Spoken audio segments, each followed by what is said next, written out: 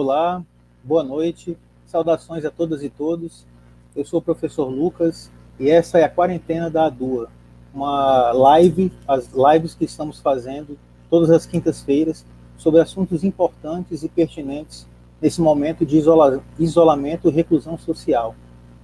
A live de hoje ela é muito importante, não só pelo tema, mas também porque um momento temos uma singela homenagem a fazer para uma pessoa muito querida que nos deixou hoje, infelizmente, em decorrência da Covid-19, o professor Oswaldo Coelho.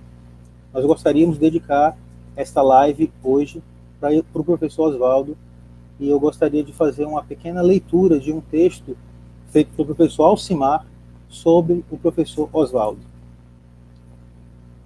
Meu colega de universidade desde 1980, quando fui seu aluno do curso de filosofia a partir de 1986 como professor. Pessoa generosa, solidária e sábia. Militante íntegro que nos deixa seu nome carregado de história e compromisso com a justiça social está inscrito no memorial dos que honraram grande luta, sem nunca fazer acordo com os dominantes. Perdemos o decano de militância em defesa da educação pública, gratuita, laica, universal e referenciada nas lutas dos subalternizados. Oswaldo Gomes Coelho, presente. A live de hoje, senhoras e senhores, é dedicada ao professor Oswaldo, e por ele continuamos em luta, e por outros que também, em decorrência da pandemia, tiveram que nos deixaram. Então, por ele, por outros e por nós que estamos aqui, continuamos a luta. O tema da live de hoje é pandemia, desinformação, perdão. O tema da live de hoje é fake news e desinformação em tempos de pandemia. Fake news, desinformação, pós-verdade, realidade paralela. Desde que os seres humanos começaram a se organizar socialmente, as mentiras, propagadas como se fossem verdades, assolam a humanidade. Ainda na Grécia Antiga, Heródoto questionava a versão dos tiranicidas que fundaram a mãe da democracia ocidental. Na antiga Roma, espalhavam-se notícias falsas, cunhadas em moedas de ouro. Na Idade Média, milhares foram mortos, acusados de bruxaria pela Santa Inquisição. A desinformação e difusão de mentiras são eficazes instrumentos de governos autoritários e democráticos. Ao longo da história. O que é a verdade? O século XX tornou-se, como disse Hobsbawm, a era dos extremos e das mentiras em massa, tendo como laboratório duas grandes guerras mundiais e uma série de conflitos e golpes militares e liberais. No século XXI, a internet e as ditas redes sociais ampliaram a comunicação instantânea e a produção de notícias, mas também a desinformação e a mentira amplificadas. O Brasil de 2020 é um país assolado pelo universo paralelo das milícias digitais, das verdades fundamentalistas e raivosas que não toleram questionamento, dos grupos de WhatsApp, das notícias e vídeos sem identificação como fonte principal de informação e de delírio, do ódio que literalmente mata difundido nas redes. Marc Bloch, historiador francês, disse certa vez que as notícias falsas precisam de uma sociedade disposta a acreditar nelas. Em meio à maior crise pandêmica desde a gripe espanhola de 100 anos atrás, o Covid-19 é potencializado por meio de desinformação e da produção sistemática de notícias falsas. Para esse debate, nós vamos ter agora, vou apresentar para vocês os convidados que vão colaborar conosco no debate hoje. São eles, né? Helena Martins, professora da Universidade Federal do Ceará, doutora em Educação pela UNB, Universidade de Brasília, integrante do Intervozes, Coletivo Brasil de Comunicação Social, e autora do livro Comunicação em Tempos de Crise, Economia e Política. Juntamente com a professora Helena, teremos o professor Rafael Belan, colega nosso aqui de longa data, doutor em Ciências Sociais da Unesp e pós-doutor pela USP, coordenador do curso de jornalismo da Universidade Federal do Espírito Santo, docente do PPG-Com, né, Programa de Pós-Graduação em Comunicação da UFES, e diretor científico da Sociedade Brasileira de Jornalismo. Muito bem, meus caros colegas, companheiros. Eu gostaria, então, de começar a nossa intervenção aqui com o professor Rafael, que pode começar a sua fala, para esclarecer um pouco aí o que nós podemos compreender inicialmente sobre fake news, desinformação, nesses tempos tenebrosos de pandemia. Boa noite a todos e todas. O professor Oswaldo Coelho presente. Realmente, olhando as imagens aqui do professor Oswaldo, me trouxe algumas lembranças da militância no interior da DU. A DU foi o primeiro sindicato ao qual eu fui filiado e também participei de uma gestão quando estive na Universidade Federal do Amazonas de 2009 a 2016, né?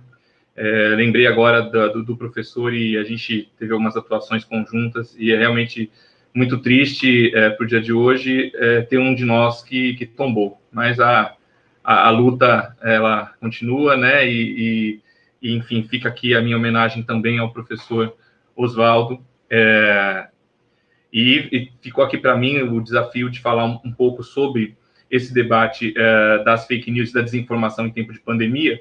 O Lucas fez muito bem um histórico sobre a discussão de verdade e de mentira, né, durante toda a história do globo, a história mundial. Eu gostaria de fazer um percurso histórico também. Evidente que de 2018 para cá, nós brasileiros temos sido alvejados por um contexto diferenciado no sentido das táticas dos usos, tanto das fake news, dessas notícias falsas, se assim preferirem, ou de uma certa indústria da boataria que se espalha por meio de bots, por meio de estratégias de milícias digitais, como o Lucas bem falou, e também por apoios e financiamentos de massa, como é o que está posto até hoje no interior da busca da CPMI das fake news. Então, de fato, com Bolsonaro em 2018, a gente percebe que se intensifica esse processo no âmbito da política brasileira. Mas mais do que a política, a gente percebe também, desde a chegada da pandemia, do Covid-19, que a ferramenta de fake news, ela mais do que ser utilizada com o seu potencial político de manipulação de grandes contingentes populacionais, ela também tem sido, do lado comercial, né, associada aos caça-likes desse território, desse ambiente digital, e, por outro lado, também na promulgação de uma certa política que tem se intensificado desde a pandemia, que é a política do lucro versus a vida. E aí eu sigo um pouco as afirmações de Virginia Fontes, mas também do debate que está hoje muito candente na esquerda brasileira, que é como que nós nos posicionamos politicamente nesse momento, embora isolados em nossas casas. Então, em certa medida, né, a vida contra o lucro seria uma das grandes palavras de ordem que a gente poderia conduzir para os dias de hoje, entendendo que as fake news têm sido utilizadas como motivadores da política genocida do governo Bolsonaro e do bloco histórico dominante, chamar assim o eixo das classes dominantes hoje no poder, que embora em crise, e também a gente percebe uma crise interna na burguesia brasileira, mas mesmo assim há um movimento nas redes digitais de duas esferas, basicamente, em luta. A fake news da pandemia, a fake news que quer divulgar formas de colocar a economia frente à vida das pessoas, e, por outro lado, também aqueles que buscam informações verídicas para poder realmente guiar suas vidas num momento tão marcante na história do mundo, né? Esse preâmbulo inicial foi mais para apontar que as fake news, elas são mecanismos, por um lado, econômicos, mercantis, né, de caça-níqueis, e, por outro, também são utilizadas como motivadores dessas políticas. Se a gente pensar bem o contexto que nós estamos, eu vou enumerar alguns pontos: desemprego estrutural, desigualdades sociais catastróficas, destruição ambiental, conflitos étnico-raciais, discriminação cavalar contra imigrantes, criminalização dos movimentos sociais, golpes políticos, o Estado policialesco em regimes constantes de exceção, isso espalhados pelo mundo, e um regime de intensificação da precarização do mundo do trabalho e pauperização das massas. Um contexto, uma conjuntura como essa, um período como esse, ele é um período que exige da subjetividade de quem povoa esse mundo em crise respostas. E acho que aí talvez o grande eixo da ideia de fake news. que a fake news ela é uma espécie de instrumento de formação de subjetividades que coloca a crença sobre os fatos, ou seja, a afirmação da crença nos fenômenos descontextualizado dos fatos. Então, no momento de disputa de uma crise como a que a gente vivencia, é que ganha força formas de pensamento irracionalista, e isso, durante o período da história, é muito fácil a gente perceber. Em momentos de intensificação de crises, o irracionalismo ele se desenvolvendo e se perpetuando. Então, a hipótese que eu queria ventilar aqui rapidamente, a gente não tem muito tempo nessa live, é que a fake news ela é um processo dentro de um escopo maior, de um irracionalismo que penetra a subjetividade contemporânea. E esse irracionalismo ele foi desenvolvido como uma espécie de epifenômeno do desenvolvimento do capital no século XX e XXI. Né? Portanto, a minha hipótese aqui é de que a gente tem uma constituição histórico-social do fenômeno da pós-verdade e das fake news, que eu trataria como uma particularidade desse ambiente de pós-verdade na propagação de boatarias, de mentiras, ou seja, de notícias com aparência factual, mas que, na prática, servem mais para provocar reações afetivas, portanto, afetar o indivíduo para determinado comportamento político ou social. Então, as fake news são decorrentes de processos econômicos, sociais e ideológicos que são característicos das modificações que o sistema do capital tem se desenvolvido desde... Eu pego o século XX para cá, mas se a gente for seguir Isvan Mesaros, a gente pode apontar que essa crise, o seu start pode se dar no final dos anos 60 e início dos 70, acompanhado, portanto, de alguns elementos. No mundo do trabalho, a reestruturação produtiva. No mundo da subjetividade, a gente tem formas ideológicas, as quais, na academia, e eu imagino que esteja falando com professores também aqui, embora seja uma live para o público massivo, vamos chamar assim, né? Mas a noção de pós-modernidade. Então, o que na academia foi chamado de pós-modernidade, me parece ter se sedimentado na base do senso comum da nossa época, e hoje o senso comum ele é avesso à ideia de uma factualidade comprovada, também há uma disseminação no senso comum da morte da figura do especialista. E aí o ambiente digital, a internet, ela não que tenha sido produzida pelo capital com um intuito, vamos dizer assim, manipulatório, maquiavélico, mas os desenvolvimentos da internet passam a ser capturados pela forma mercantil de produção do valor em larga escala dado pelo capital. Portanto, o ambiente digital, ele também é uma maquinaria propícia ao desenvolvimento da noção de pós-verdade, e aonde a internet, que é esse espaço cotidiano, aonde o indivíduo ele ganha uma proeminência, então um individualismo exacerbado, a fragmentação das compreensões de mundo, isso associado à perda de status das figuras institucionais que antes tinham uma certa credibilidade como forma de pensamento. Vamos pensar o jornal burguês, a escola, a universidade, a própria filosofia, as formas de pensamento são associadas à ciência, e a crítica que o pós-modernismo traz, muitas vezes até de forma genuína, a como a ciência foi, como eu posso dizer, utilizada com fins nefastos, mas aí no bebê com a água do banho, a gente perde também a positividade das formas de pensamento, e aí na linhagem do materialismo histórico, a capacidade de compreensão dialética do mundo, ou seja, mencionando a tese 11, interpretar o mundo para modificá-lo.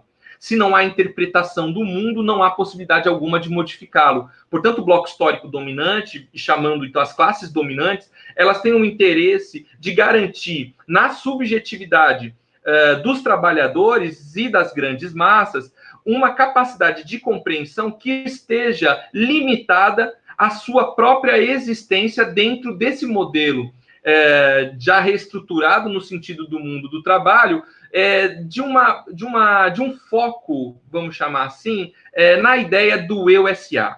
Ou seja, a gente percebe uma conexão entre o sujeito empreendedor do século XXI, é o sujeito que lacra na internet, é o sujeito que ele tem que ter opinião, porque no espaço das redes sociais todos temos que ter opinião, né? E temos que ser curtidos, então a gente precisa de certas solidariedades afetivas, né? E a internet, na configuração mercantil e datificação das plataformas, como a gente vê se desenvolvendo, pelo menos nas 2 últimas décadas, é possível a gente perceber que há um desenvolvimento desse eu-SA, desse individualismo cego, aonde torna-se extremamente propício à difusão dos aspectos irracionais.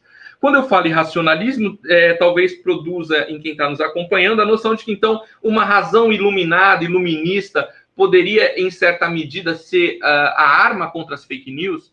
Eu creio que a questão não é só essa, não é a razão versus a irrazão, mas o irracionalismo sendo compreendido aqui como uma produção ideológica do capitalismo tardio que tem um lastro muito grande com o sistema sociometabólico do capital em crise, que hoje precisa recuperar, né, o seu estatuto por meio da barbárie social. Então, eu acho que a gente pode citar a ideia da barbárie social conectada ao ambiente de pós-verdade, porque na barbárie social, sem capacidade de compreensão da crise que assola os indivíduos, eles são facilmente suscetíveis a formas afetivas, e aí, lógico que não há problema nenhum nas nossas emoções, nos nossos afetos. O problema é quando os nossos afetos e nossas emoções, elas são utilizadas no intuito de manipulação, que faz com que a miserabilidade produzida pelo capital se intensifique e, portanto, gere cada dia mais barbárie social.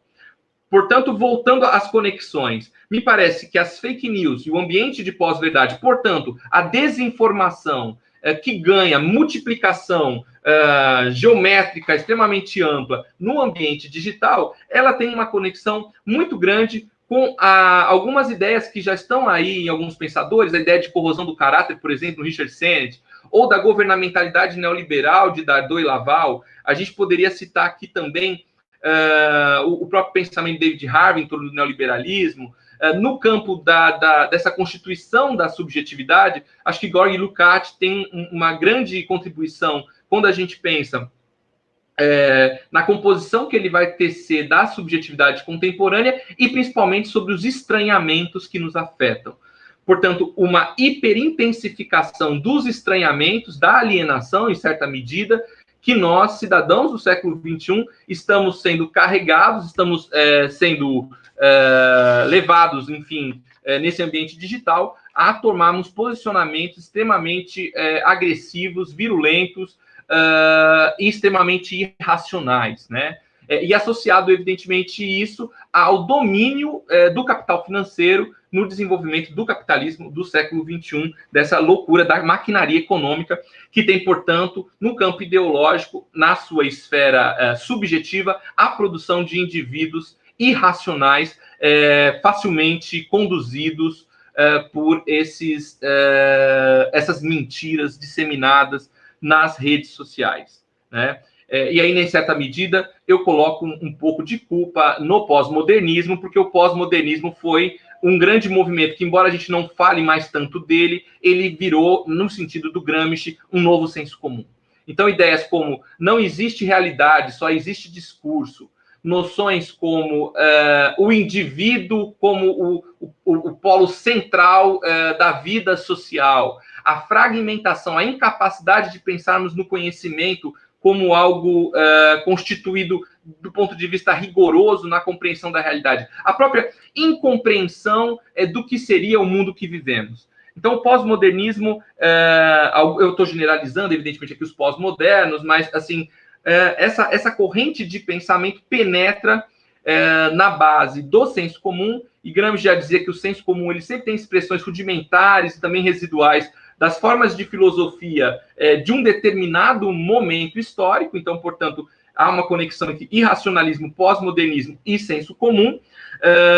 E essa ideia também, né, no mundo do trabalho, de uma corrosão, não só do caráter, mas também do próprio trabalho, vamos dizer assim, de uma sociedade de minimamente um bem-estar social ou alguma garantia de pleno emprego, que é esfacelado pelo princípio neoliberal. Então, Então, o neoliberalismo na política, o pós-modernismo no pensamento filosófico, a pós-verdade disseminada no senso comum, do ponto de vista ideológico, são fatores conectados de um processo de crise bastante intensa, uma crise que eu chamaria de estrutural do sistema do capital, como nós temos vivenciado no século XX. Meu tempo está se esgotando. Eu gostaria de dizer também que essa noção toda de pós-verdade está baseada numa cisão entre fenômeno e essência. Então, a gente está sempre sendo arremessado de um lado a outro, numa perspectiva extremamente fragmentada e caótica, baseada na compreensão dos fenômenos das coisas, e a capacidade de atingir essências mais profundas estão sendo pouco tocadas nesse ambiente digital. Então, a barbárie social, ela tem como seu similar, vamos chamar assim, a barbarização da vida sentimental do homem, da vida afetiva, né? Portanto, pós-verdade e fake news são um obstáculo à compreensão da realidade objetiva, e sem compreensão da realidade objetiva, não conseguimos transformar essa própria realidade. Portanto, um dos principais obstáculos na construção de um novo sujeito histórico capaz de fazer frente a esse sistema do capital em crise é esse ambiente de desinformação, né?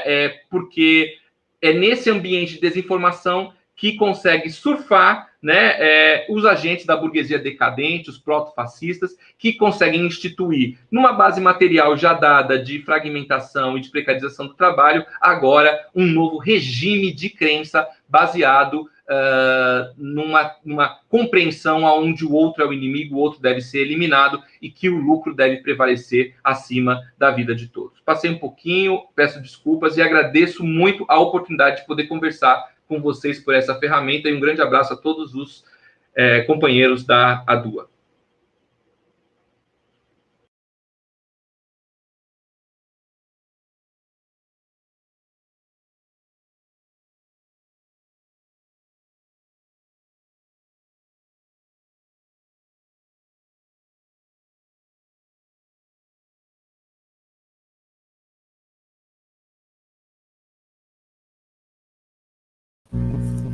Foi mal, eu deixei mudo aqui o microfone, então vou repetir. Gostaria de agradecer a valorosa intervenção e qualificada intervenção do professor Rafael, e agradecer também aos intérpretes de Libras, né, que estão conosco, que vão ficar até o final da nossa live, a Liliane e o Adriano, e passar a bola para a professora Helena Martins, da Universidade Federal do Ceará. Olá, companheiros, companheira Liliane também está fazendo a tradução, todo mundo que está acompanhando. Em primeiro lugar, gostaria realmente de agradecer a oportunidade, já aprendi bastante aqui nessa live, tenho certeza que a gente vai continuar trocando muito e aprendendo com quem está participando.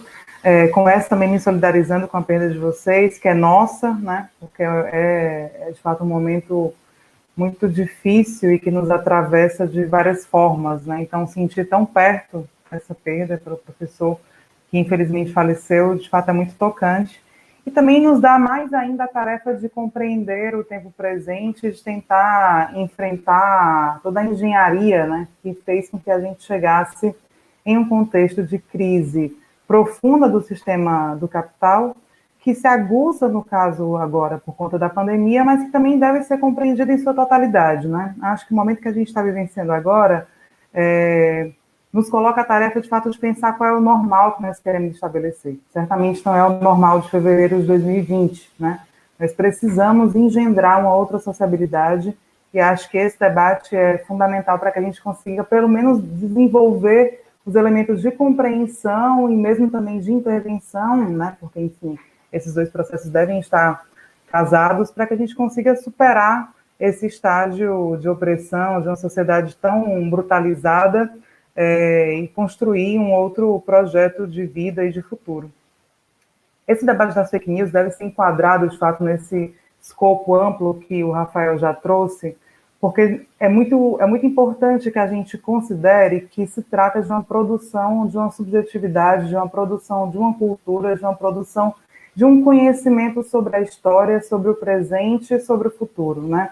Eu sempre trago uma frase da Hannah Arendt, que ela vai discutir exatamente que o resultado de uma substituição coerente e total de mentiras em relação à verdade de fato não é que as mentiras passem a ser aceitas como a verdade, ou apenas que a verdade seja difamada como mentira, mas é o sentido através do qual nós nos orientamos no mundo realmente fica destruído quando essa substituição acontece, né? E, bom, se nós não conseguimos ter o sentido da orientação no mundo, a gente, obviamente, também não vai conseguir ter ferramentas para compreensão e para proposição de um outro mundo, né? Que é a nossa grande tarefa, de fato.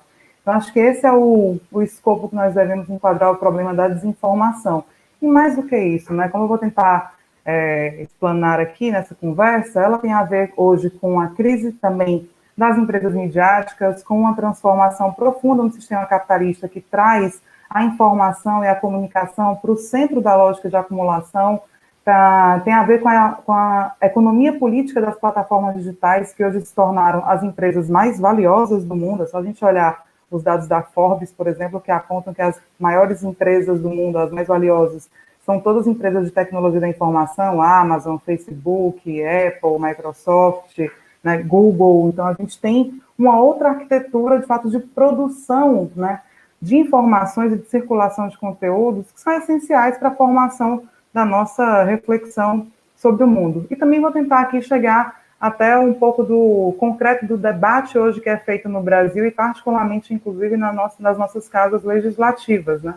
Porque acho que tem uma profusão muito grande de propostas legislativas sobre os temas das fake news, mas que, em geral, né, o volume não significa qualidade nem capacidade real de enfrentamento do problema.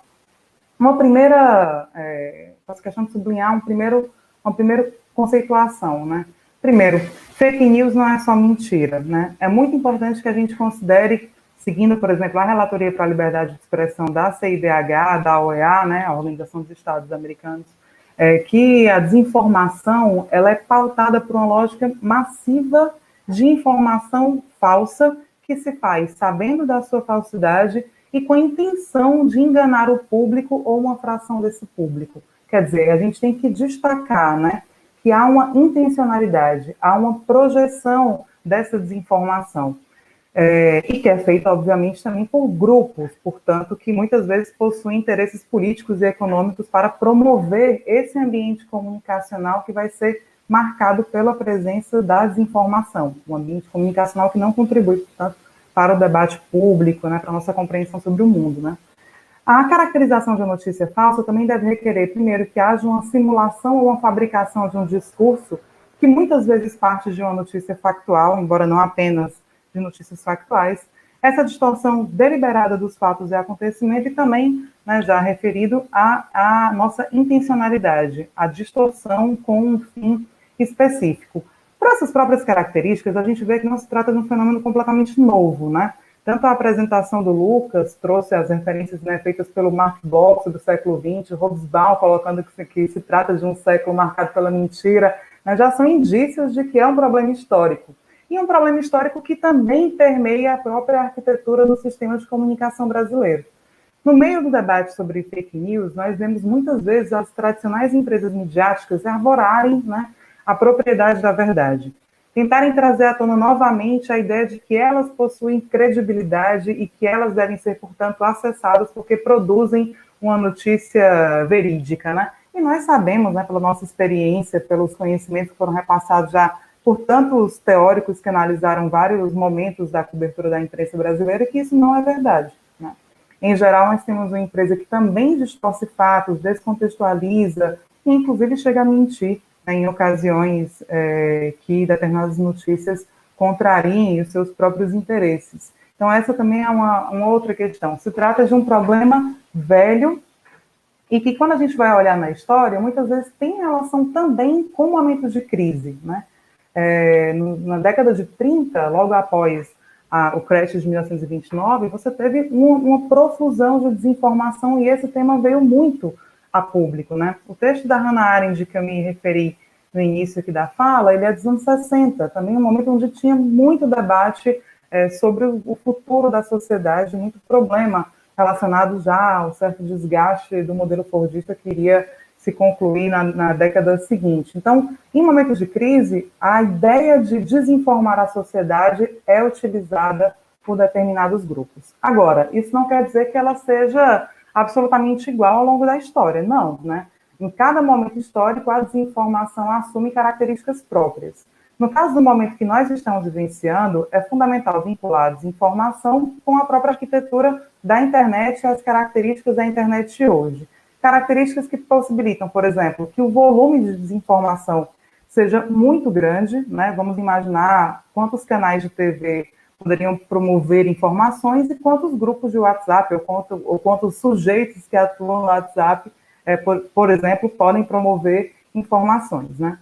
A questão da velocidade também tem a ver com o volume, mas, enfim, nós estamos o tempo todo conectados, né, com esses smartphones. Já tem várias pesquisas que apontam que os smartphones, né, têm hoje dado espaço para os principais canais de informação da população, particularmente o WhatsApp, então, que permite uma velocidade muito grande. A gente está aqui, replica, sem ter muitas condições, inclusive, de verificar, de ler aquela notícia, né? Isso também tem a ver com um contexto mais amplo de uma produção desenfreada de informações que não resultam necessariamente em comunicação, pode resultar, inclusive, em incomunicação, em não comunicação, que muitas vezes nós vemos, né, passamos os dedos e os olhos por conteúdos, mas não conseguimos fruir, não conseguimos refletir, ter tempo para pensar sobre eles, né?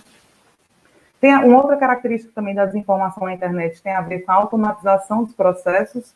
Então, a gente tem toda uma lógica de produção de robôs, né, de mecanismos que, inclusive, conseguem driblar as regras estabelecidas como limites de encaminhamento de mensagens, né, e conseguem, de fato, desenvolver uma lógica industrial de divulgação da desinformação. E uma outra característica fundamental é o direcionamento personalizado de conteúdos, né? E esse direcionamento personalizado, ele se dá, por exemplo, quando, por meio de vários mecanismos de coleta e tratamento de dados, eu consigo mais ou menos me aproximar daquilo que o Rafael quer, que ele pensa, que ele espera, o que o Lucas almeja, né? E produzir conteúdos direcionados para essas pessoas. Conteúdos, inclusive, que vão ser capazes de modular o comportamento deles, porque eles não vão ter, possivelmente, acesso a uma gama de outras informações que sequer é apresentada para eles. Acho que o grande exemplo disso continua sendo a eleição do Donald Trump nos Estados Unidos em 2016, né? O que a gente teve ali foi também uma produção massiva de desinformação, né? Há algumas pesquisas que falam que a campanha do Trump produzia cerca de 500 postagens por dia, e, obviamente, essas 500 postagens não estavam todas ali apresentadas no feed dele. Elas eram enviadas para determinados públicos, né?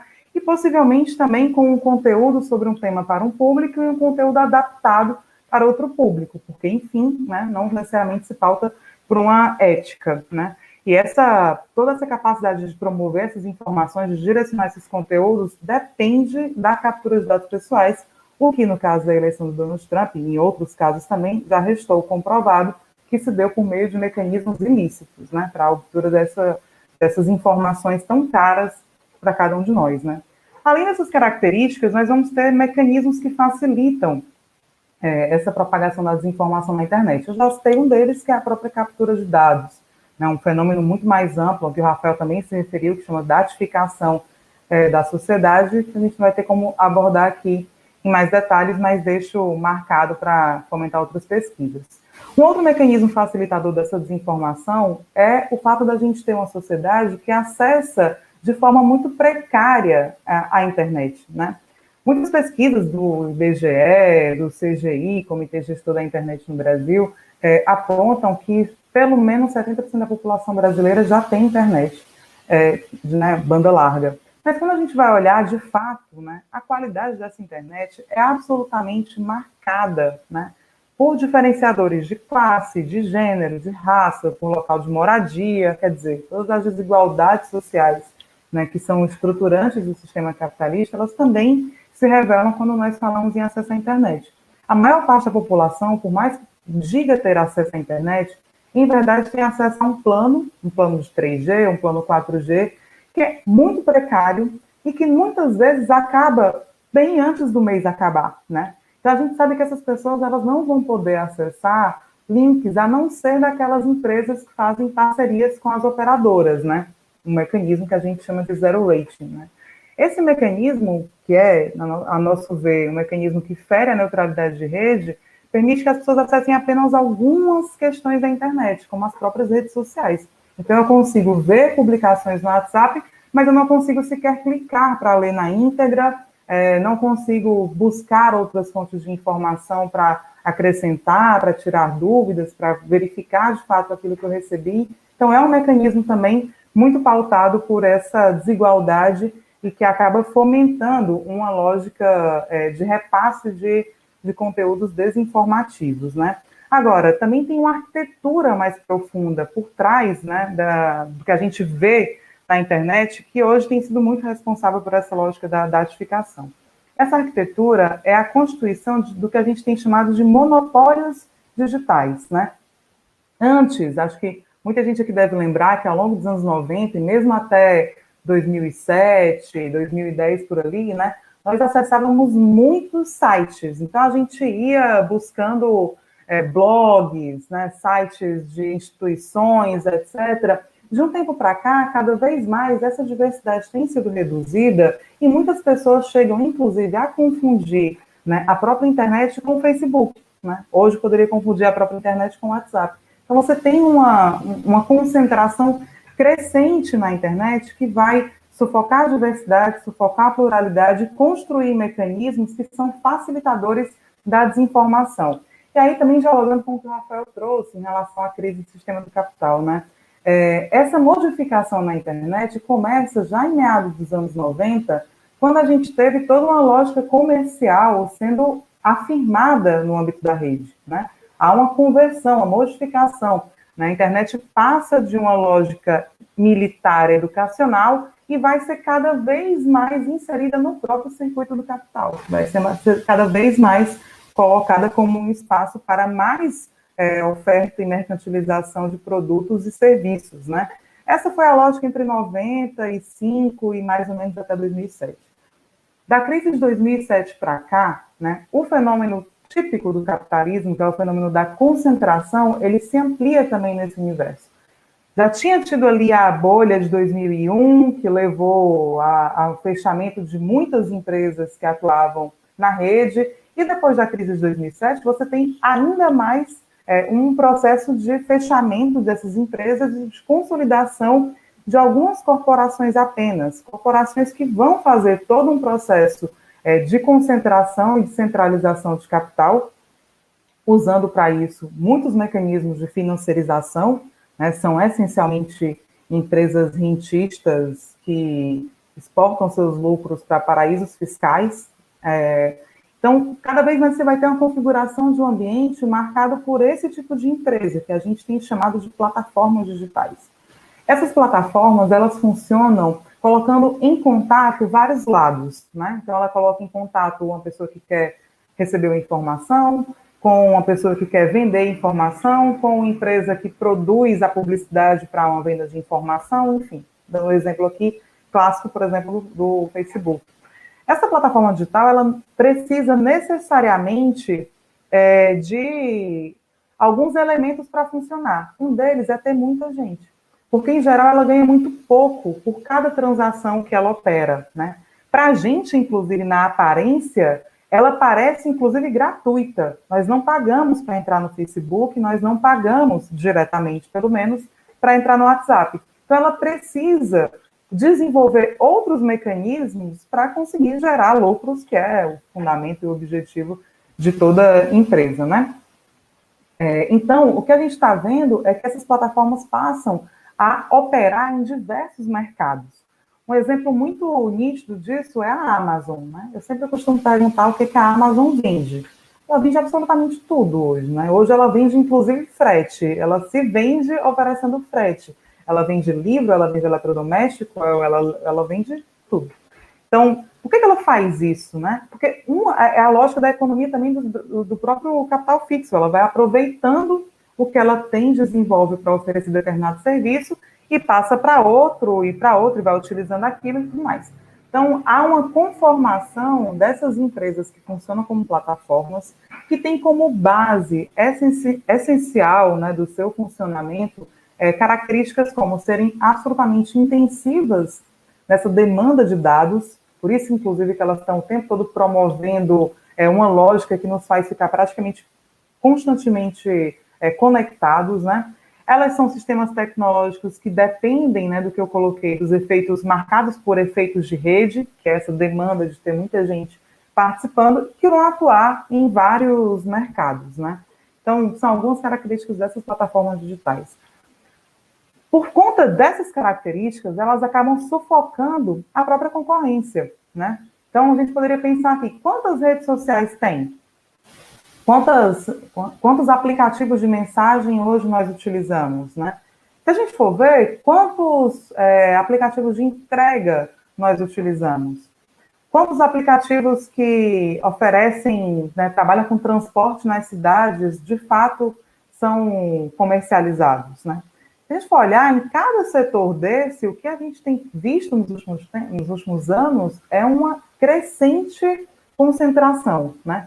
Essas empresas promovem essa concentração, elas precisam dela porque elas precisam ser monopólios digitais. Então, essa é uma lógica que está por trás dela. E aí eu gosto de trazer também uma consideração que o Eugeni Morozov, um estudioso dessas plataformas, faz, que é, essas empresas elas não têm ética, elas se baseiam de fato na captura de dados e precisam disso.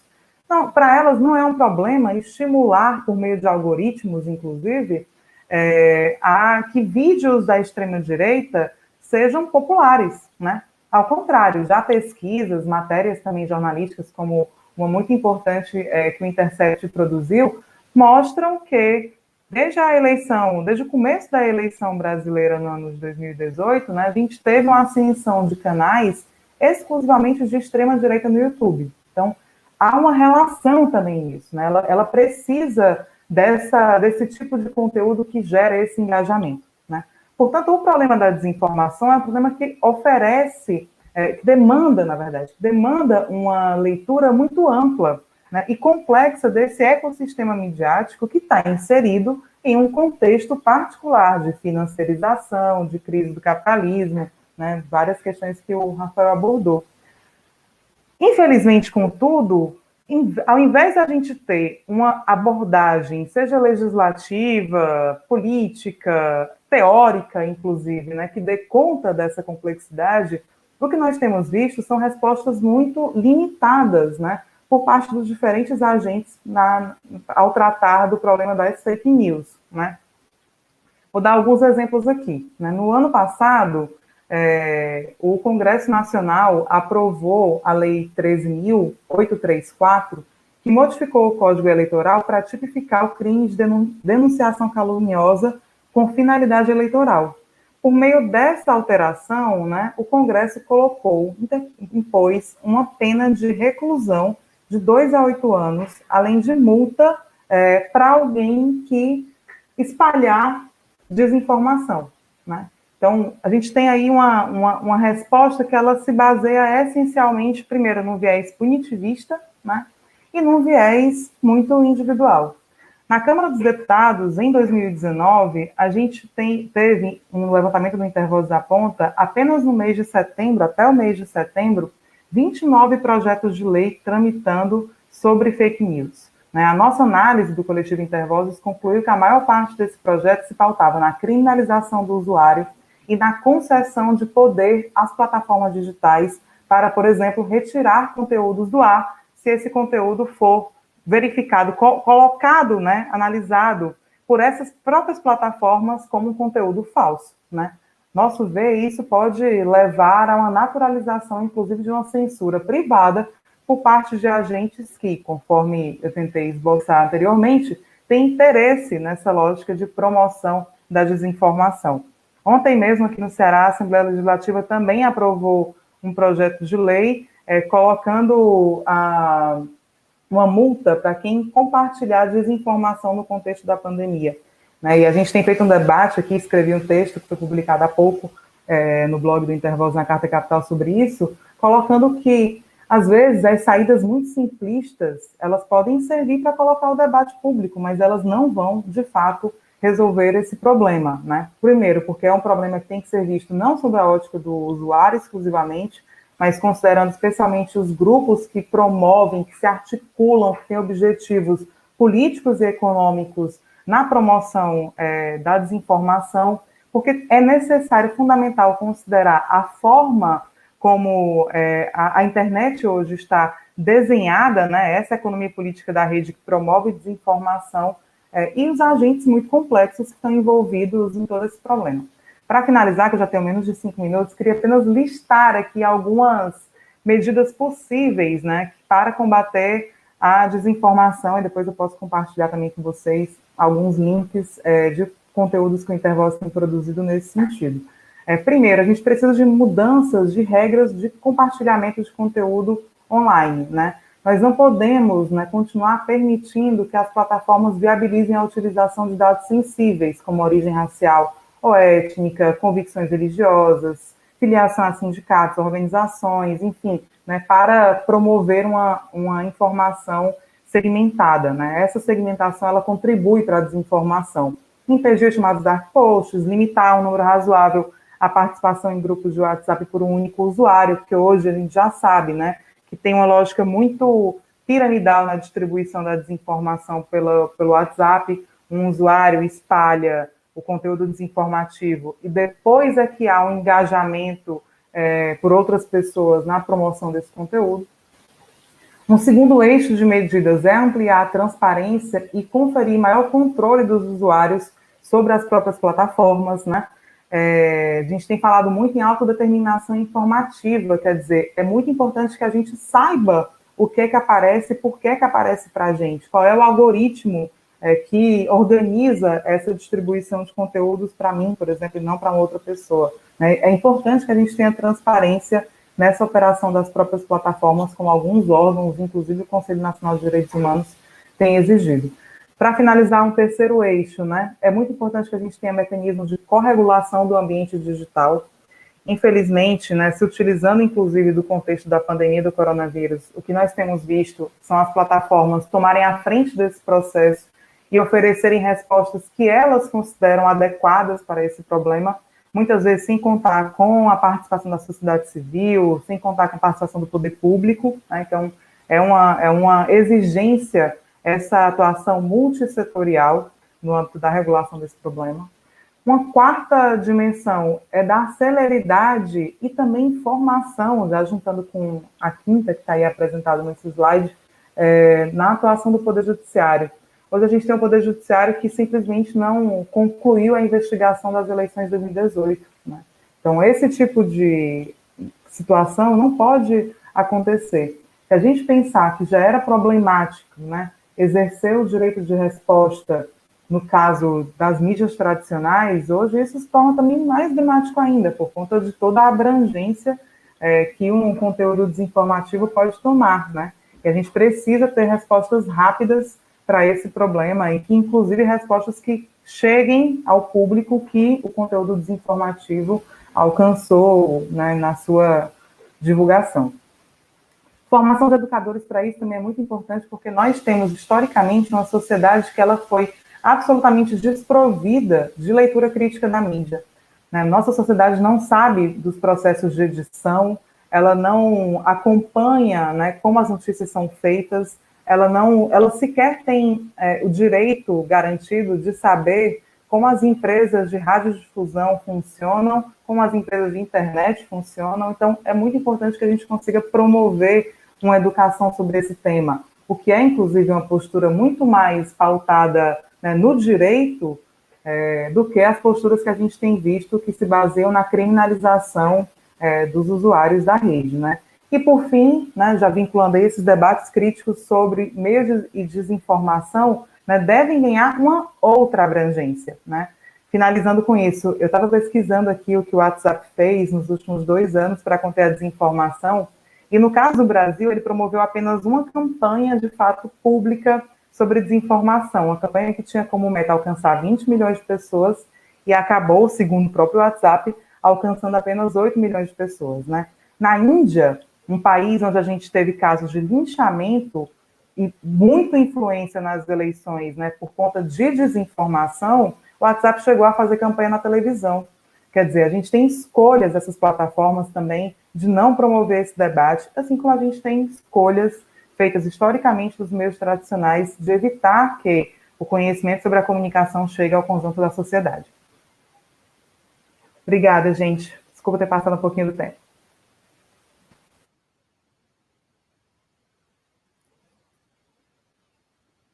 Olá, pessoal. Vocês estão me ouvindo?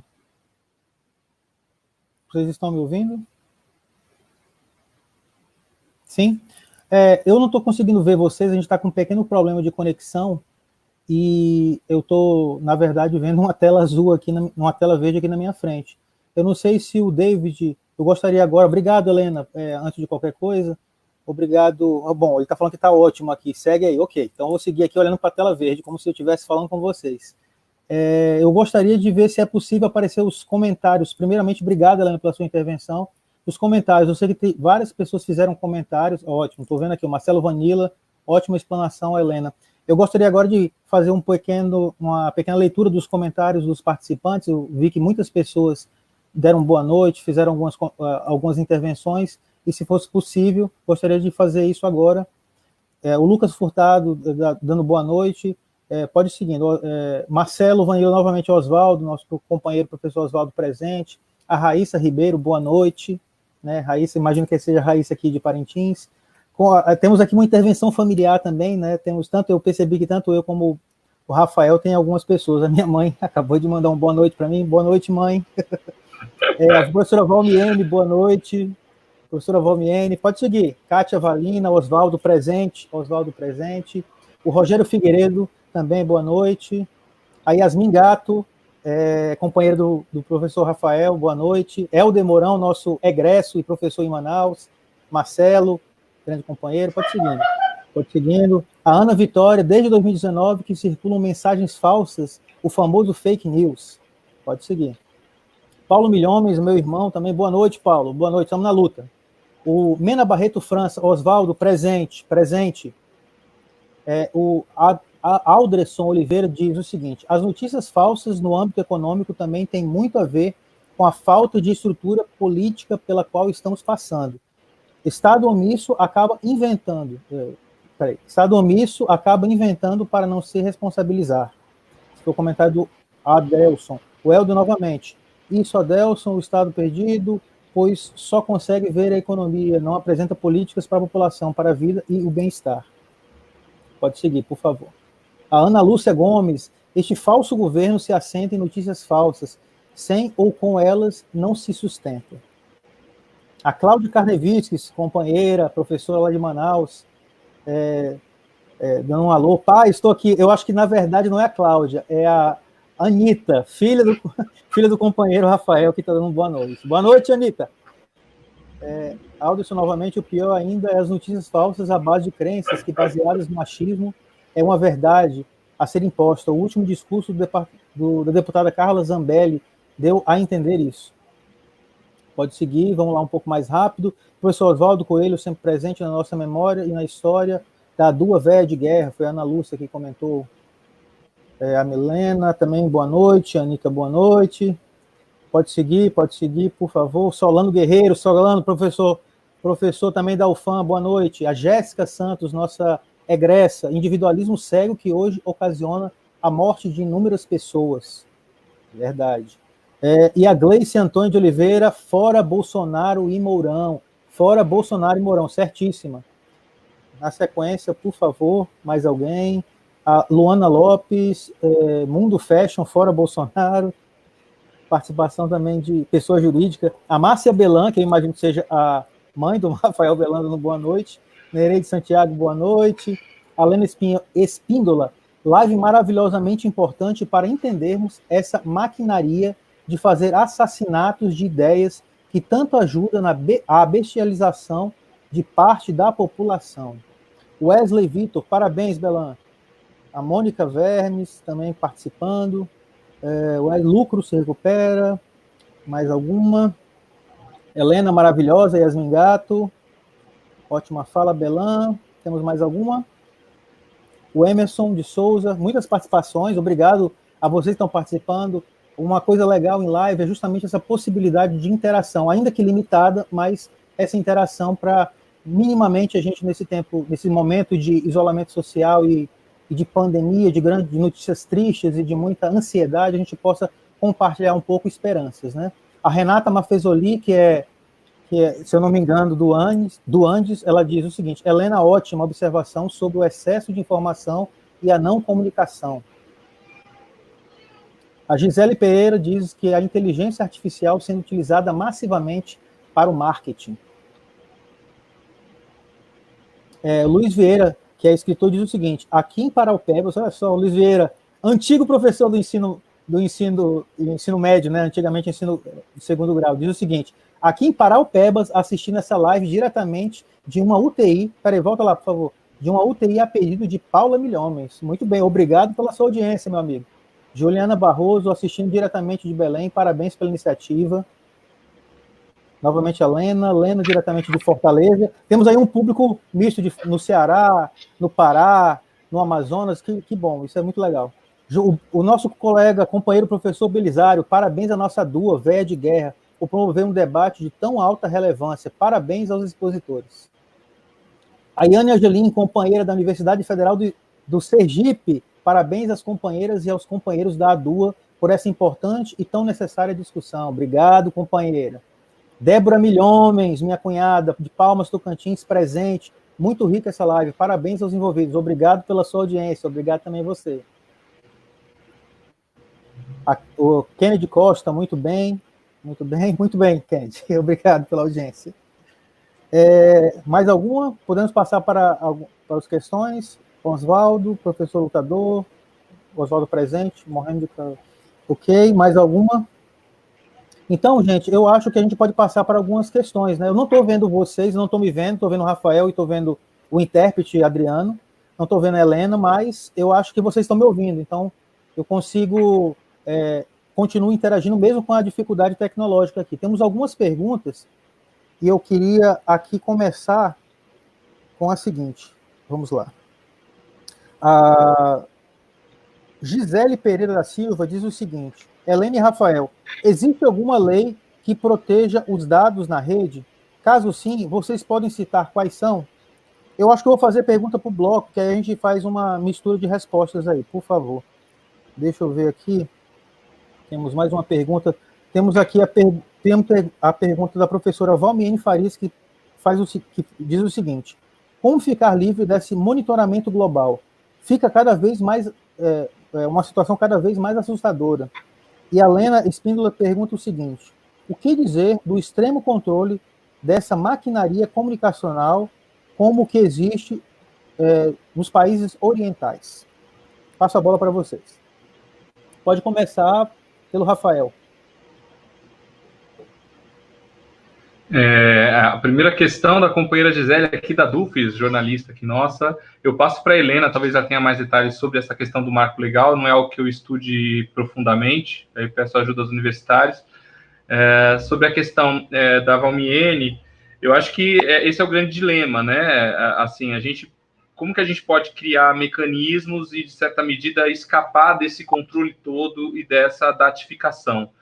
Confesso que eu não sei muito que horizonte a gente tem, porque, como a gente conseguiu um pouco arranhar aqui no debate, é uma estrutura montada que nos penetra de forma direta, não só nos nossos mecanismos de comunicação, mas muitas vezes de forma bastante involuntária por nós, assim, ou seja, nossos hábitos de consumo, por exemplo, que às vezes a gente não tem noção, estão sendo datificados. Então, o que você compra num determinado site, além do seu uso mesmo das redes sociais, etc., tem um regime, de fato, de vigilância. O meu temor maior é que, com essa crise da pandemia, se intensifique esses processos de vigilância, por meio não só dos mecanismos já existentes, como a produção de outros, que às vezes voltados para uma temática que à primeira vista a gente podia dizer que é importante, relevante no âmbito da saúde, por exemplo, algum mecanismo de controle de temperatura dos cidadãos, isso pode se tornar, num momento de intensificação de algum processo de enfrentamento social, formas de controle e de perseguição, enfim, um estado de exceção. Então, eu acho que a gente tem que ter um pouco de cautela com esses mecanismos de vigilância. Eu não sei como que a gente pode evitar às vezes eu tenho medo de parecer radical e assim, não vamos fazer todo mundo um facecídio, vamos parar de usar as ferramentas que estão aí. Eu acho que a gente pode procurar alguma certa segurança de dados. Eu acho que, por exemplo, do ponto de vista de comunicação interpessoal, em vez do WhatsApp, tentar buscar, às vezes, algum outro tipo de aplicativo. Falam que o Telegram tem uma possibilidade mais interessante, no sentido de não ser tão alvo, enfim, dessa vigilância. Eu acho que dá para a gente buscar alguns mecanismos, mas me parece que a batalha mesmo que deve ser colocada, e aí já também pulando um pouco para a terceira questão, né, dessa maquinaria toda de fake news, de produção de desinformação, é começar o enfrentamento por um âmbito que eu acho que é importante, e me parece que a Helena rascunha o fim da fala dela nesse processo da regulamentação. Acho que a gente não pode abandonar a regulamentação do ponto de vista das batalhas políticas, mas me parece que no âmbito jurídico a gente não resolve isso, porque a gente nunca resolveu batalha contra o capital no âmbito jurídico. E me parece que a internet hoje se tornou um sistema de uma maquinaria arquitetada para permitir a acumulação financeira nesse regime, enfim, que a gente tem vivenciado desde os anos 70, pelo menos, né?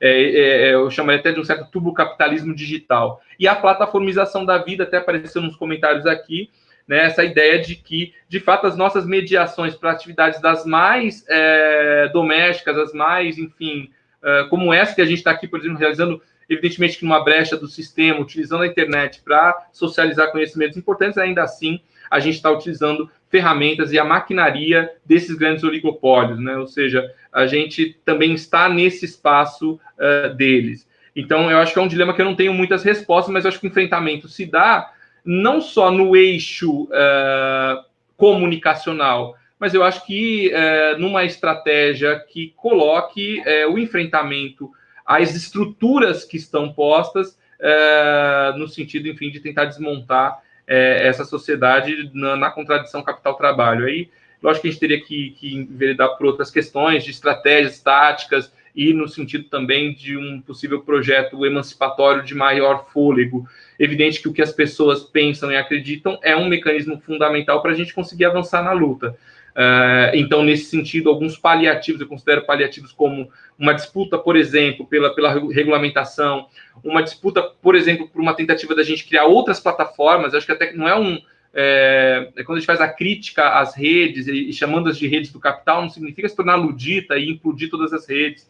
Não é isso, mas que a gente tem que pensar em tecnologias apropriadas a um sentido emancipatório. Então, a tecnologia não é neutra, é possível a gente fabricar outras tecnologias com outras finalidades que permitam a gente, do ponto de vista humano, constituir outras narrativas e, enfim, produzir uma forma de vida diferenciada. Eu acho que é um pouco por aí.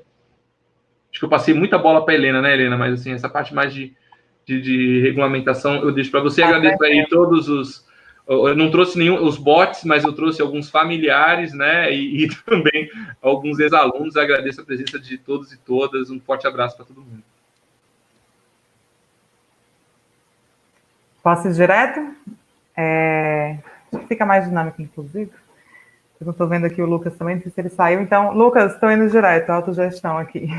Pode ir, por favor. Bom, primeiro, em relação à legislação de dados, é uma pergunta muito importante para a gente discutir hoje, inclusive, porque o Brasil vinha já bastante atrasado na afirmação da legislação de proteção de dados pessoais. Você tem legislações já há décadas sendo feitas, e a gente acabou aprovando, de fato, depois de muitos anos de formulação, de pressão da sociedade civil, a LGPD, a Lei Geral de Proteção de Dados Pessoais, que foi aprovada em agosto de 2018. A gente tinha a previsão de que essa lei começaria a valer 2 anos depois, portanto, né, integralmente em agosto de 2020, nosso ano aqui. E desde que se iniciou o processo da pandemia, né, muitos projetos foram colocados com o objetivo de adiar a entrada em vigor da lei. É verdade que já existiam alguns projetos nesse sentido, porque as empresas, né, sempre estavam evitando se adequar a várias limitações com o viés protetivo que a lei colocou, por exemplo, a limitação de não poder utilizar os nossos dados para o que elas quiserem e sem o nosso consentimento.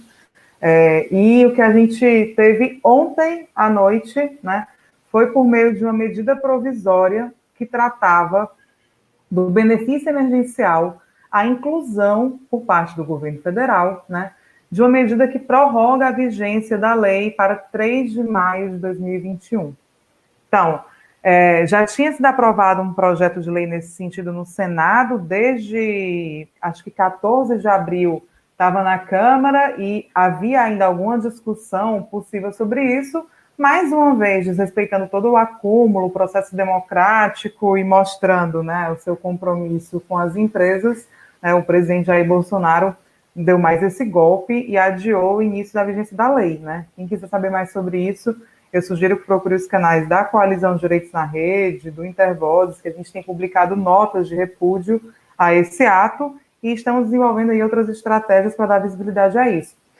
O fato desse adiamento se dar agora, né, é um gancho para a gente discutir também a questão da vigilância que foi mencionada, né? Nós estamos vendo, no contexto da pandemia, várias tecnologias de vigilância que também já vinham sendo utilizadas, né, serem adotadas com mais, de uma forma mais generalizada no momento presente, né? Aí vamos permitir um parêntese para contextualizar isso com o debate que a gente fez da crise do capital. Eu cheguei a mencionar que desde 2007 a coisa mudou um pouco e a concentração no âmbito da rede cresceu, mas não só a concentração e o uso de dados para a oferta segmentada de produtos e serviços. Também a vigilância cresceu muito, né? E essa é uma outra faceta da própria lógica do sistema capitalista. Ele vai tentar controlar os corpos, sejam os corpos dos trabalhadores nas fábricas ou no carro do Uber, nem do Uber, o carro, né, do próprio trabalhador em geral, mas também vai tentar controlar os dissidentes que vão tentar se organizar e intervir em um contexto de crise sistêmica, né? Então, a gente teve vários movimentos, Occupy, várias, tanto nos Estados Unidos, tivemos no Brasil também a Primavera Feminista, enfim, por mais que a esquerda, né, esteja passando por um momento muito difícil em relação à sua capacidade de intervenção de disputa de hegemonia, a gente também tem uma frequente tomada de ruas e protestos sendo articulados, né? E o sistema vai também colocar medidas de vigilância para isso. Então, essas medidas já vinham sendo feitas, né? Um exemplo delas, desse tipo de tecnologia de vigilância, é o reconhecimento facial, né? Também publiquei um texto agora, fica como sugestão, o pessoal que se interessar por esse tema ver, está no Le Monde Diplomatique, nos canais Intervozes, que fala sobre como essa tecnologia de reconhecimento facial virou algo utilizado desde loja Renner, e outras tantas lojas que se apresentam como lojas conceito, até a polícia aqui do Ceará, que está utilizando tecnologia de reconhecimento facial por meio de um telefone para abordar possíveis suspeitos na rua. E isso, em geral, sem nenhum debate público, muitas vezes sem nenhuma norma que embase essas práticas, sem transparência. Então, né, já era um contexto muito problemático e agora a gente tem, no caso da pandemia, uma expansão desses serviços de georreferenciamento, de monitoramento, né, muitas vezes feitos com argumentos de promover saúde, mas que, né, incluem também as possibilidades de ampliação de uma vigilância estatal e corporativa, porque fazem isso, né, em conjunto, muito perigosa, né? Várias pessoas têm discutido, o Morozov, que eu já citei, um filósofo também chamado Ben-Shahar, que a gente está no limiar da possibilidade de ter uma sociedade mais autoritária e, sem dúvida alguma, se essa sociedade pós-pandemia, né, for direcionada por essas tendências que já estavam em curso, né, e que são guiadas, forjadas, né, pelas empresas e pelos governos que aí estão, né, nós teremos uma sociedade mais vigiada por meio de tecnologias. Por isso tudo é que seria tão importante ter leis de proteção de dados, não para resolver o problema de fundo, concordando aqui com o Rafael, mas de garantir minimamente barreiras, né, para a gente se proteger. Para finalizar, também concordando com ele, eu queria lembrar o Marx, né? O problema não é só a maquinaria, é a forma social que ela adquire. A gente está falando de uma tecnologia que poderia gerar, de fato, mais democracia, gerar um processo de discussão participativa sobre os rumos da sociedade, sobre os bens comuns, né? Todo o planejamento democrático, que sempre foi um tema muito difícil e complexo, né, para as experiências revolucionárias, né, poderia ser renovado, inclusive, nesse debate com o auxílio das tecnologias, mas o que a gente vê é a tecnologia sendo inserida para ampliar a exploração, para ampliar as formas de produção de mais valor, né? É esse contexto hegemônico que está posto. Obrigado, Helena, pela sua fala, pela sua intervenção. Eu espero que vocês estejam me vendo, porque eu continuo com dificuldades aqui técnicas, eu não consigo ver todo mundo, mas parece que sim, né? Eu gostaria, nós já temos mais de 1 hora de live, e eu acho que estamos encaminhando aí para os finalmente, e eu gostaria de finalizar com uma questão levantada pela professora Milena, e passando a bola para vocês, gostaria também das considerações de vocês, as considerações finais, para que a gente possa finalizar essa live sobre fake news, desinformação, em tempos de pandemia. E é importante, como o tema justamente é nesse contexto da pandemia, que nos aflige, que nos atinge a todos e todas, a pergunta da professora Milena Barroso diz o seguinte: as fake news matam. Como vocês avaliam o potencial das notícias falsas no contexto da pandemia do Covid-19? E aí eu peço que vocês possam fazer também as considerações finais para a gente poder encerrar a nossa atividade de hoje. Eu começo? Pode ser. Tá certo, então.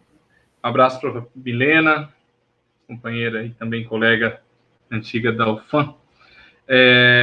Eu creio que eu iniciei um pouco a fala tentando dar essa conjuntura. Eu acho que quando a gente coloca esse debate vida e versus lucro, a gente percebe que é ela que tem sido um pouco conduzida no espaço da esfera digital. E as fake news, inclusive com essa utilização massacrante de bots, e bots humanos e não humanos, porque nós temos também os bots humanos, ou seja, são aqueles que reproduzem, clicam de forma desvairada, sem ter nenhuma recompensa para isso, simplesmente pela sua crença inabalável, né, de que está defendendo um projeto societário diferente contra inimigos muitas vezes fantasiosos, né? Perceba que na rede a gente tem o antipetismo e o anti-antipetismo quase que polarizando já desde antes de 2018, mas enfim, esse mecanismo todo.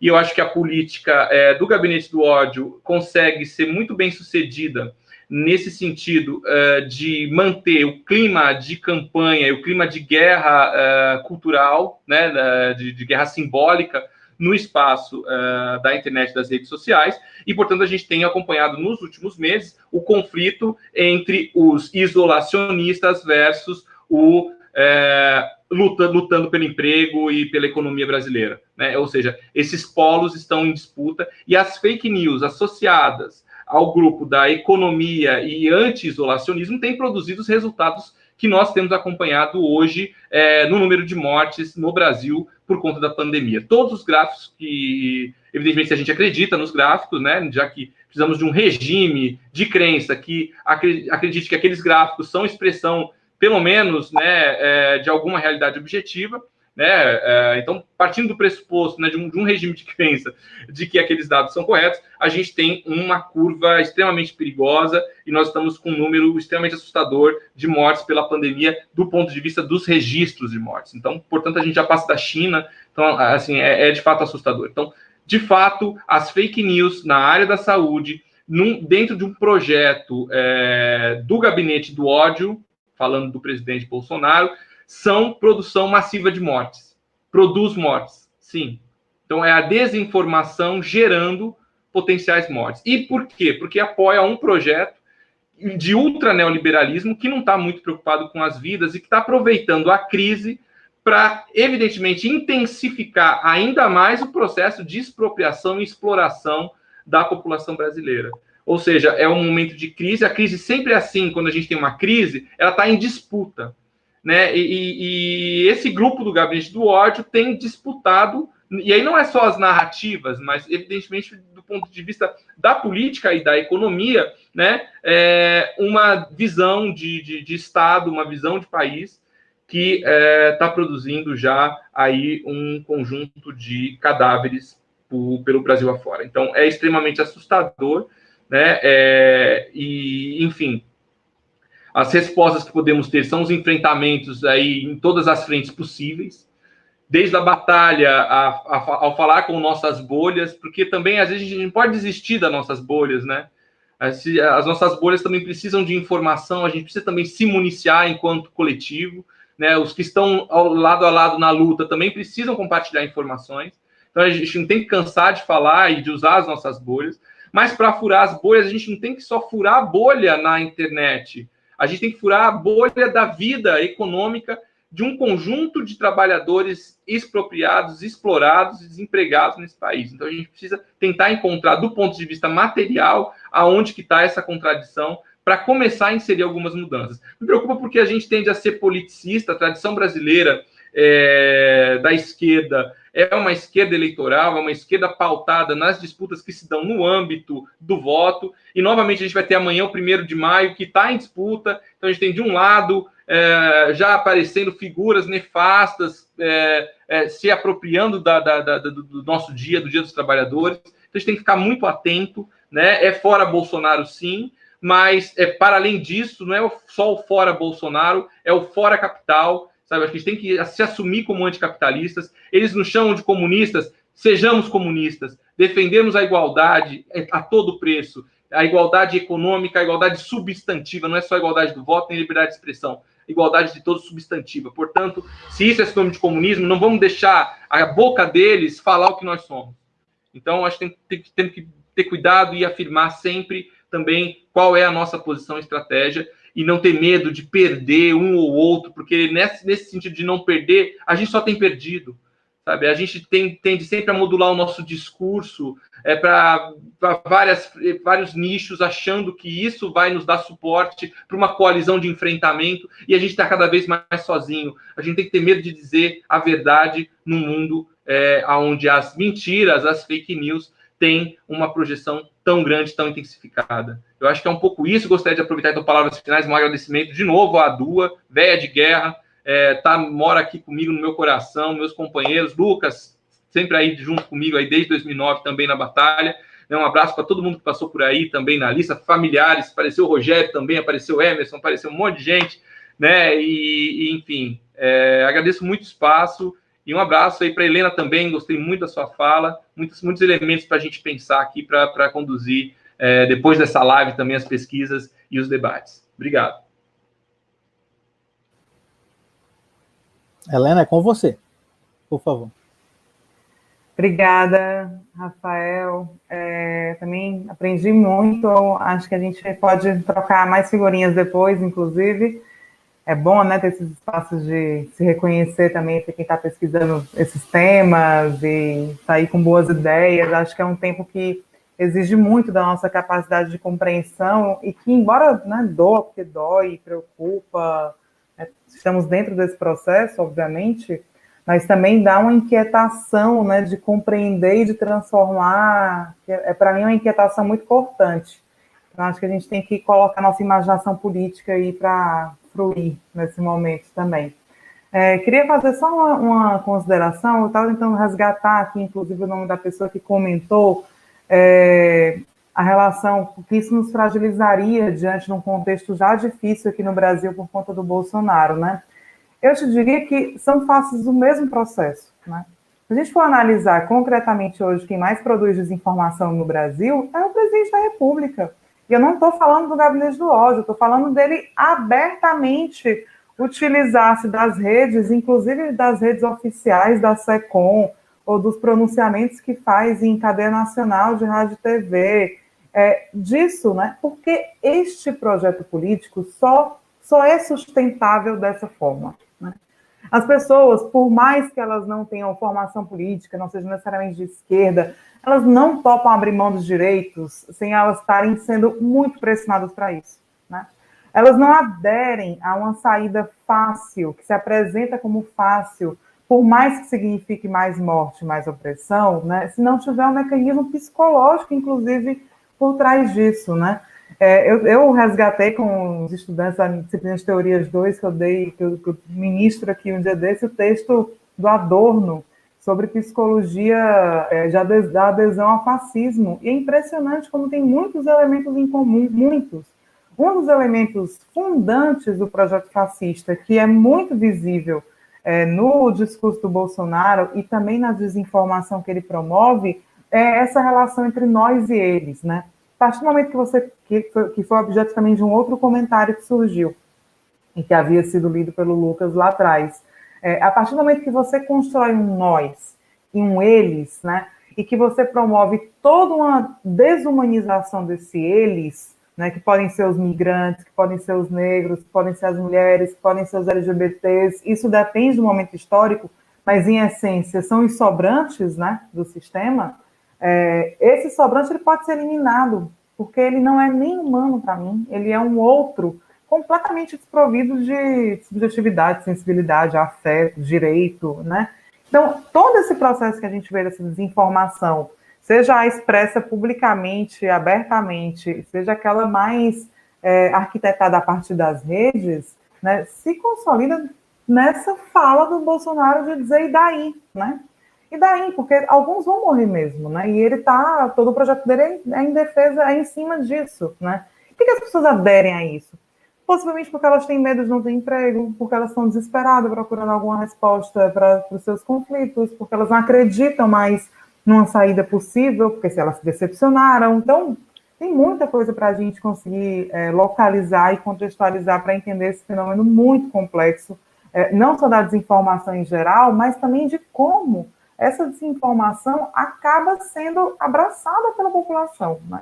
Esse indivíduo que compartilha isso, que adere a um discurso que nos parece tão absurdo, né, ele tem que ser compreendido também de uma forma complexa, né? Não apenas rotulado, criminalizado, é muito pouco, né? Muito pouco do que a gente precisa, né? Então, acho que essa é uma contribuição que eu queria deixar aqui, que é algo que a gente precisaria da psicologia, de outras áreas também, para manejar e para trazer elementos para a gente conseguir enfrentar. Finalizo agradecendo também a um montão de gente muito bacana que participou, a professora Lena, que é também da ADUFSE aqui, é importante também a Associação dos Docentes da UFC, que a gente também constrói, também fez uma live sobre desinformação, que eu tive o prazer de participar, também tem feito esse esforço, hoje discutir o gênero, né, cada semana tem algum tema muito bacana sendo feito, e a gente está aqui enfrentando também intervenção na UFC, uma universidade que não consegue se manifestar abertamente, por exemplo, sobre a suspensão do calendário universitário, porque está muito vinculado ao governo federal, fica esperando as determinações do MEC, então sabemos que tem muitas lutas aqui, tem uma turma do Intervozes que participou, eu estava acompanhando até agora a Mabel, por exemplo. Não queria agradecer todo mundo que contribuiu e que tem contribuído para essa nossa formulação, que é essencialmente coletiva, né? E agradecer, obviamente, ao Lucas, que já integrou também o Intervozes, é daí que a gente se conhece, que está fazendo esse trabalho bonito também no sindical. Muito bacana, Rafael, o pessoal que estava garantindo aí a acessibilidade da live. Muito obrigada, fico à disposição para compartilhar com os outros documentos, textos, né? Podem entrar em contato e participar de outras iniciativas de vocês. Gostaria aqui de agradecer muitíssimo a participação de vocês, companheiros, assim, foi muito prazeroso, mesmo com essa dificuldade técnica de mediar esse debate sobre desinformação e sobre fake news. Gostaria também de agradecer muitíssimo os participantes, tem várias pessoas aqui que fizeram comentários, infelizmente não pude ler de todo mundo, fazer todas as perguntas, mas agradecer a participação que foi muito qualitativa de todos os lados, tanto nas intervenções feitas pelos comentários, como dos nossos convidados aí, debatedores. A Quarentena da ADU é uma iniciativa da Associação dos Docentes da UFAM, ela acontece todas as quintas-feiras, e na próxima quinta-feira também teremos uma outra live sobre um tema muito pertinente nesse momento de pandemia e nesse momento de quarentena e isolamento social. Agradeço muitíssimo a todos e todas, boa noite e até a próxima. Valeu.